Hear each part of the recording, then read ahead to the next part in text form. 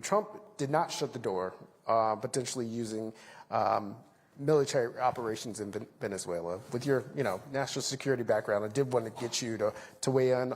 Look, he left the door open to perhaps some other things in Mexico and in Colombia. Do you feel like Trump strikes in the Caribbean?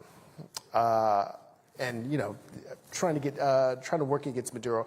Is there anything that you can perhaps suggest to this president to say, like, this is making the country less safe by your actions, or is there anything you're willing to offer him while we have this stage right I'm looking at the time. We got a lot of time. So as a former federal agent, I worked narcotics and money laundering cases, and I worked in concert with the High Intensity Drug Trafficking Area Task Force, the HIDTA Task Force. Then from there at CIA, when I was a CIA case officer, I worked undercover my whole time with the agency. I worked a myriad of different things, principally counterterrorism, but I worked narco trafficking cases for a time, both a little bit at headquarters and then when I was based on the West Coast. And the threat and the scourge and the challenge and the violence and the real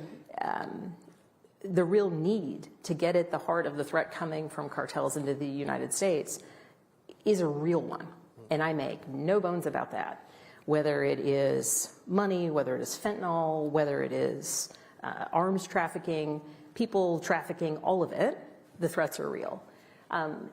And we also have a constitution that requires, if you are going to basically declare war on another country or on another entity, you have to go through Congress.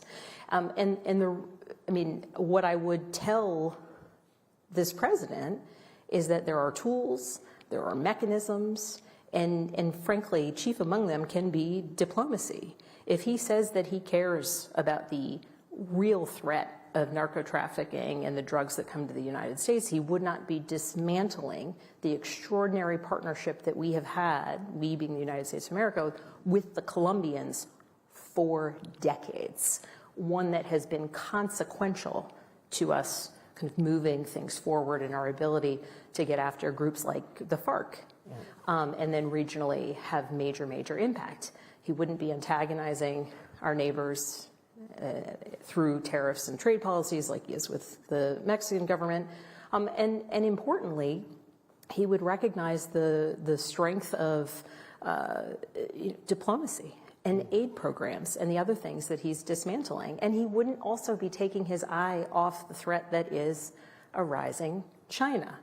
And so from a larger sort of worldwide perspective, to not see Russia as a threat, to no longer choose to see China as a threat, and to pivot to Venezuela solely and singularly, it is losing sight of the threats that are very, very real and that can cause real harm to the United States. We need to be looking at every threat that exists. I'm not saying that anything isn't a threat. Everything can be a threat, but the path that he's pursuing is just one that, from the long-term scale, he's pulling back resources and coordination and partnership, and taking out one boat at a time.